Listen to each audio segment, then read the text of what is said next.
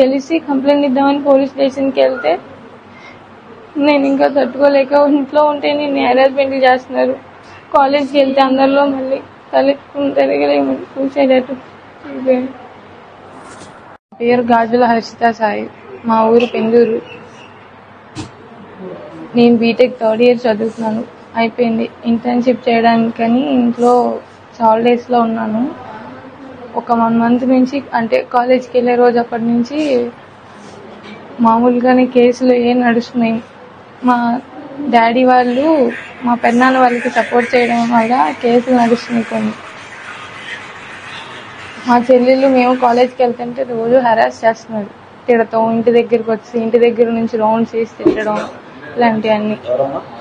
గాజుల పాండు అనే అతను వాళ్ళ అబ్బాయిలు, నాగబాబు ఫస్ట్ మెయిన్, అసలు ఆయన ఎక్కువ తిట్టేది. తర్వాత గాజుల సూరిబాబు, పాండురంగారావు అని వాళ్ళు బాగా హెరాస్ చేస్తున్నారు. కాలేజ్కి వెళ్తుంటే దారిలో కూడా తిడుతూ ఉంటారు. మా చెల్లెళ్ళకి మొన్న 1 month బ్యాక్ ఫోన్ చేసి హెరాస్ చేశారు. కేసు పెడితే కేసు కూడా రెస్పాన్స్ ఇవ్వలేదు. మేము వెళ్ళి కేసు పెట్టినా కూడా తీసుకోలేదు మా కేసు. మాకు పోలీస్ స్టేషన్ నాది అని చెప్పి వాళ్ళు రూల్ చేశారు.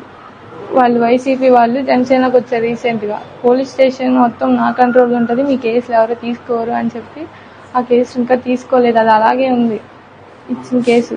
అలా ఉన్నప్పటికీ మేము సైలెంట్గానే ఉన్నాం. సరే కంప్లైంట్ ఇచ్చాను, కామ్గా ఉంటారు కదా అని. మా నాన్న వాళ్ళు చెరువు దగ్గరికి వెళ్తే మళ్ళీ తిరిగి రారు, నైట్ జాగ్రత్తగా ఉన్నాడు అని బ్లాక్మెయిల్ చేస్తున్నాడు. దారిలో వెళ్తుంటే మేము గుద్దడానికి ట్రై చేస్తున్నామని కేసు పెట్టినా పట్టించుకోరు పోలీసులు. ఏమన్నా అంటే మాకు మండల అధ్యక్షుడు ఉన్నాడు, మేము చూసుకుంటాము, మీరు ఎవరు ఏం చేయలేరు అని చెప్పి బాగా బ్లాక్మెయిల్ చేస్తున్నాడు. ఇప్పుడు సూసైడ్ అటెంప్ట్ ఎందుకు చేశానంటే మా పేరెంట్స్ని హెరాస్ చేస్తున్నాడు.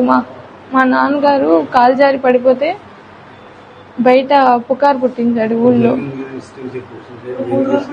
సూసైడ్ చేసుకోవడానికి మెయిన్ రీజన్ నేను లేచిపోయానని చెప్పి ఊళ్ళో 3 రోజుల నుంచి టాక్ నడుస్తుందంట. మాకెవరికి తెలియదు, మా నాన్న వాళ్ళకి మార్నింగ్ తెలిసింది. అది అతను ఏంటంటే అసలు అతను అనుచరులు, అసలు అతను వెనకాల ఫ్యామిలీ, అసలు మొత్తం అరేంజ్మెంట్ మామూలుగా లేదు. పాపనే అసలు మళ్ళీ చెప్తుంది. ఇప్పుడు ఏంటంటే కాలేజీ బస్సు కూడా వెళ్ళట్లేదు నన్ను. కాలేజీకి కూడా 2 సార్లు వచ్చాడు, గేట్ బయట తిరుగుతున్నాడు. అసలు మామూలుగా ఇబ్బంది పెడతలేదని